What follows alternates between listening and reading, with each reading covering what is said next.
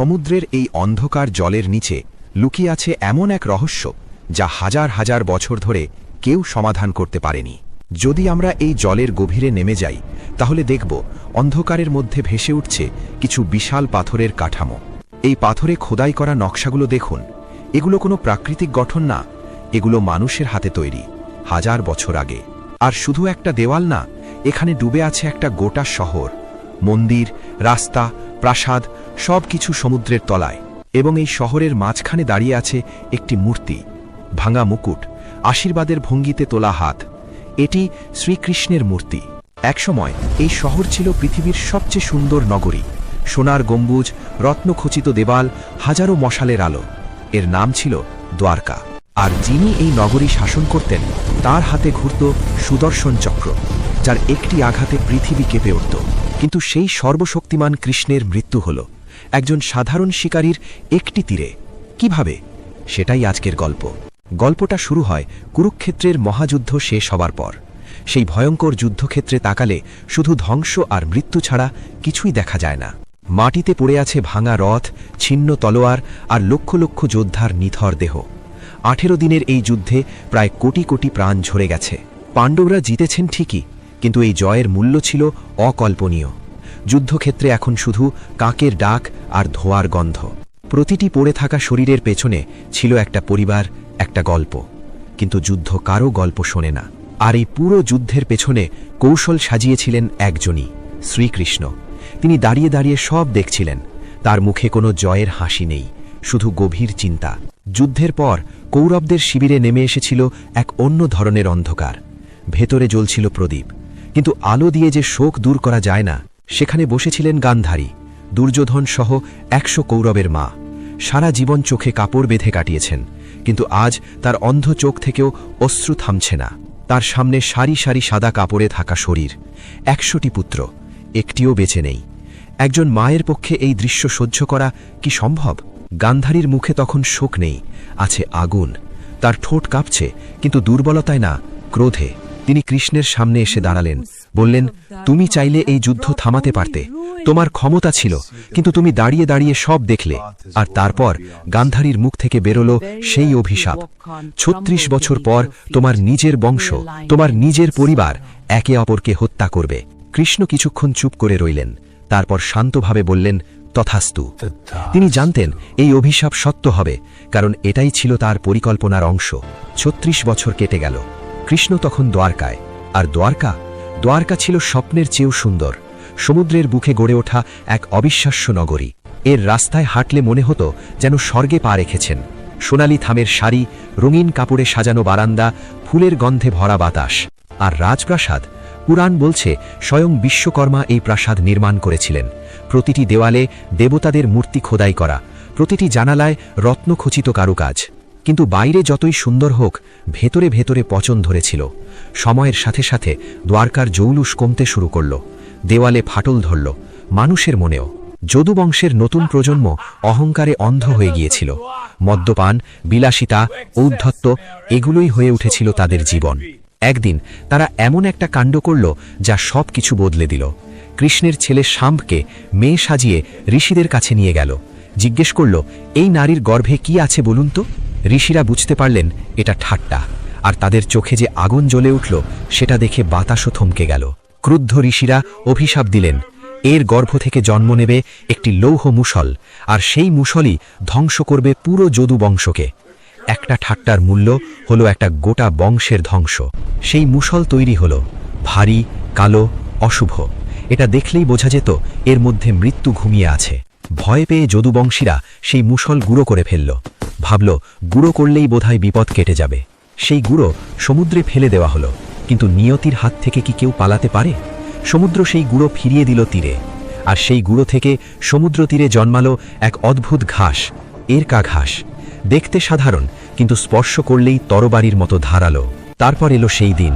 প্রভাস তীর্থে যাদবরা জড়ো হলো উৎসবের জন্য। মদ বইছে, আগুন জ্বলছে, হাসি ঠাট্টা চলছে। কেউ জানে না এটাই তাদের শেষ রাত। মদ যত বাড়ল, মেজাজ তত গরম হলো। হাসি বদলে গেল চিৎকারে, বন্ধু বদলে গেল শত্রুতে, চোখে আগুন, মুখে গালি। আর তারপর হাতাহাতি শুরু হলো। একজন আরেকজনের গলা চেপে ধরল, ঝগড়া মারামারিতে গেল। পুরো সমুদ্র তীর উন্মাদনায় ভরে গেল। সেই মুহূর্তে একজন যোদ্ধা মাটি থেকে এক মুঠো এরকা ঘাস তুলে নিল, আর ঘাসটা তার হাতে পড়তেই তরবারির মতো শক্ত আর ধারালো হয়ে গেল। অভিশাপ সক্রিয় হয়ে গেছে। তারপর যা হলো সেটা বর্ণনা করাও কঠিন। যদুবংশের ভাই ভাইকে মারল, পিতা পুত্রকে মারল, বালুর ওপর দিয়ে রক্তের স্রোত বয়ে গেল সমুদ্রে। গান্ধারীর অভিশাপ অক্ষরে অক্ষরে সত্য হল। আর কৃষ্ণ দাঁড়িয়েছিলেন একটু উঁচু জায়গায়। নিচে তার পুরো পরিবার নিজেদের শেষ করছে। তার চোখে অশ্রু ছিল কিনা জানি না, কিন্তু তিনি কিছু করলেন না, কারণ তিনি জানতেন এটাই নিয়তি। সব শেষ হবার পর কৃষ্ণ একা হাঁটতে শুরু করলেন। গন্তব্য একটি নির্জন বন। সকালের সোনালি আলো গাছের পাতা ভেদ করে নেমে আসছে, কিন্তু সেই আলোতে উষ্ণতা নেই। তিনি হাঁটছেন ধীরে ধীরে। আগের সেই ঝলমলে অলংকার নেই, রাজকীয় পোশাক নেই, শুধু একটি হলুদ বসন আর মাথায় একটি ময়ূর পুচ্ছ। একজন ঈশ্বর হাঁটছেন তার নিজের মৃত্যুর দিকে। বনের গভীরে একটি বিশাল পিপুল গাছ, শতবর্ষে। এর শিকড়গুলো মাটির ওপরে উঠে এসে যেন একটি প্রাকৃতিক আসন তৈরি করেছে। কৃষ্ণ এই গাছটির দিকে তাকালেন, যেন তিনি জানেন এখানেই শেষ। তিনি বসলেন, শান্তভাবে পা গুটিয়ে ধ্যানের ভঙ্গিতে। তার বাঁ পা ডান উরুর ওপর রাখা, চোখ বন্ধ, মুখে এক অলৌকিক প্রশান্তি। আর তার বাঁ পায়ের তলাটা, সেটা ছিল উজ্জ্বল লাল, পদ্মফুলের মতো রঙিন। এটাই ছিল কৃষ্ণের শরীরের একমাত্র দুর্বল জায়গা, আর ঠিক এই জায়গাটাই ছিল উন্মুক্ত। ঠিক সেই সময় সেই বনে শিকার করছিলেন জরা নামে একজন সাধারণ শিকারী। গায়ে পশুর চামড়ার পোশাক, হাতে কাঠের ধনুক। তিনি হরিণ খুঁজছিলেন। গাছের পাতার ফাঁক দিয়ে জরা দূরে কিছু একটা লাল রঙের জিনিস দেখতে পেলেন, পাতার আড়ালে অস্পষ্ট। তিনি ভাবলেন ওটা নিশ্চয়ই একটা হরিণের চোখ। জরা ধীরে ধীরে তীর বের করলেন। সেই তীরের ফলক ছিল লোহার তৈরি, আর সেই লোহা, সেটা ছিল সেই একই অভিশপ্ত মুষলের গুঁড়ো থেকে তৈরি, যা সমুদ্র থেকে ভেসে এসেছিল। নিয়তি তার শেষ টুকরোটাও জোড়া লাগিয়ে দিচ্ছিল। তীর ছুটল, বাতাস চিড়ে পাতা ভেদ করে সোজা এগিয়ে গেল সেই লাল লক্ষ্যের দিকে। সময় যেন থমকে গেল। তীর বিয়ে বৃদ্ধ হল কৃষ্ণের পায়ে, ঠিক সেই দুর্বল জায়গায়। আঘাতের মুহূর্তে কৃষ্ণের শরীর থেকে এক ঝলক সোনালি আলো বিচ্ছুরিত হল, যেন ব্রহ্মাণ্ড নিজেই কেঁপে উঠল।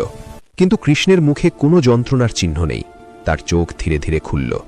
সেই চোখে ছিল না ক্রোধ না কষ্ট, ছিল শুধু এক গভীর প্রশান্তি, যেন তিনি অনেকক্ষণ ধরে এই মুহূর্তের অপেক্ষায় ছিলেন।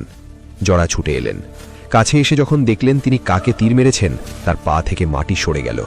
তিনি কৃষ্ণের পায়ে লুটিয়ে পড়লেন। কান্নায় তার পুরো শরীর কাঁপছিল। কৃষ্ণ আস্তে করে জরার মাথায় হাত রাখলেন, বললেন, ভয় পেও না, এটা তোমার দোষ নয়, এটা আমারই ইচ্ছা ছিল। এই মুহূর্তে একজন ঈশ্বর একজন সাধারণ মানুষকে ক্ষমা করছেন, এর চেয়ে বড় দৃশ্য মহাভারতে আর নেই।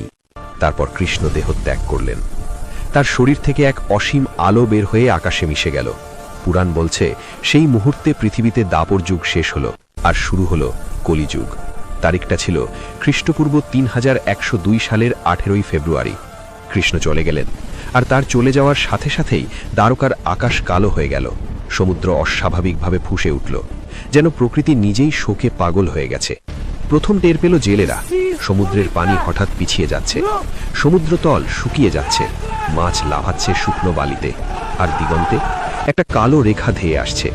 সেটা ছিল একটি বিশাল ঢেউ, 30 ফুট উঁচু জলের দেওয়াল। বজ্রপাতের আলোতে সেই ঢেউয়ের ভয়ঙ্কর আকৃতি দেখা যাচ্ছিল। দ্বারকার পাথরের দেওয়ালগুলো সেই ঢেউয়ের সামনে যেন খেলনা। প্রথম ঢেউটা আঘাত করল দ্বারকার বাইরের দেওয়ালে, আর সাথে সাথে পাথর ভেঙে গুঁড়ো হয়ে গেল। পানি প্রাচীর ভেদ করে শহরের ভেতরে ঢুকে পড়ল, যেন সমুদ্র পুরো শহরটাকে গিলে খেতে চাইছে। রাস্তায় রাস্তায় কালো পানি ঢুকছে, গোড়ালি থেকে কোমর, কোমর থেকে বুক পর্যন্ত উঠে আসছে। মানুষ ছুটছে, চিৎকার করছে, ছাদে উঠছে, কিন্তু পানি থামছে না। একটি ভাঙা ছাদে একজন মা দুটি শিশুকে বুকে আঁকড়ে ধরে আছেন। নিচে কালো পানি গর্জন করছে। বজ্রপাতের আলোতে তার চোখের আতঙ্ক স্পষ্ট, কিন্তু পালানোর কোনো পথ নেই। ওপর থেকে দেখলে মনে হবে পুরো দ্বারকা নগরী যেন ধীরে ধীরে সমুদ্রের পেটে ঢুকে যাচ্ছে। একটার পর একটা প্রাসাদ ভেঙে পড়ছে, সোনার গম্বুজ তলিয়ে যাচ্ছে, আলো নিভে যাচ্ছে একটু একটু করে। অর্জুন ছুটে এসেছিলেন মানুষদের বাঁচাতে, কিন্তু পাহাড়ের ওপর থেকে যখন তিনি দেখলেন দ্বারকার শেষ চূড়াটাও পানির নিচে তলিয়ে যাচ্ছে, তার মুখে কোনো কথা ছিল না, শুধু নীরবতা। যারা বেঁচে ছিলেন তাদের নিয়ে অর্জুন রওনা দিলেন। কাদামাখা রাস্তায় মহিলারা, বৃদ্ধরা, শিশুরা হাঁটছেন। পেছনে ফেলে আসছেন তাদের ঘরবাড়ি, তাদের স্মৃতি, তাদের পুরো জীবন। পরদিন সকালে সমুদ্র শান্ত হলো, কিন্তু দ্বারকার কোনো চিহ্ন নেই। শুধু শান্ত নীল জল, যেন কিছুই হয়নি, যেন দ্বারকা কোনোদিন ছিল না। কিন্তু গল্প এখানেই শেষ হয়নি। 2001 সালে ভারতের national institute of ocean technology গুজরাটের উপকূলে একটি গবেষণা জাহাজ পাঠালো। তাদের লক্ষ্য ছিল সমুদ্রের তলায় কি সত্যিই কিছু আছে। ডুবুরিরা নামলেন 30 থেকে 40 ফুট গভীরে, আর তারা যা দেখলেন সেটা তাদের বিশ্বাস করতে কষ্ট হচ্ছিল। সমুদ্রের তলায় সুবিন্যস্ত পাথরের দেওয়াল, মানুষের হাতে তৈরি। পাথরের নোঙর পাওয়া গেল, মৃৎপাত্রের টুকরো পাওয়া গেল, এমনকি রাস্তার কাঠামোও পাওয়া গেল। Doctor S.R.. রাওয়ের নেতৃত্বে একাধিক অভিযানে এই প্রমাণগুলো সংগ্রহ করা হয়েছে। সবচেয়ে চমকপ্রদ বিষয় হল পুরাণে বর্ণিত দ্বারকার মানচিত্র আর সমুদ্রের তলায় পাওয়া কাঠামোর মধ্যে মিল অস্বাভাবিক রকম বেশি। কার্বন ডেটিং বলছে এগুলো প্রায় 9000 বছরের পুরনো হতে পারে। এটা কি ঠিক কৃষ্ণের দ্বারকা? সেটা নিশ্চিত করে বলা এখনও সম্ভব হয়নি, কিন্তু একটা বিষয় নিশ্চিত, গুজরাটের সেই উপকূলে একটি প্রাচীন শহর সত্যি সমুদ্রের তলায় ডুবে আছে, এবং এটাকে শুধু কাকতালীয় বলে উড়িয়ে দেওয়া কঠিন। কৃষ্ণের গল্প শুধু একজন ঈশ্বরের গল্প না, এটা একটা সত্যের গল্প, যে শক্তি যতই বড় হোক, প্রতিটি যুগের একটা শেষ আছে, প্রতিটি সভ্যতার একটা মেয়াদ আছে। সমুদ্রের তলা থেকে আলো ভেদ করে উপরে উঠলেও নিচে রহস্য রয়েই যায়।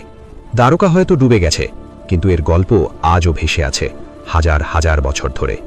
আপনি কি মনে করেন সমুদ্রের তলায় থাকা সেই শহর আসলেই কৃষ্ণের দ্বারকা? কমেন্টে জানান। আর এই রকম আরও রহস্যময় গল্প শুনতে চাইলে সাবস্ক্রাইব করে রাখুন।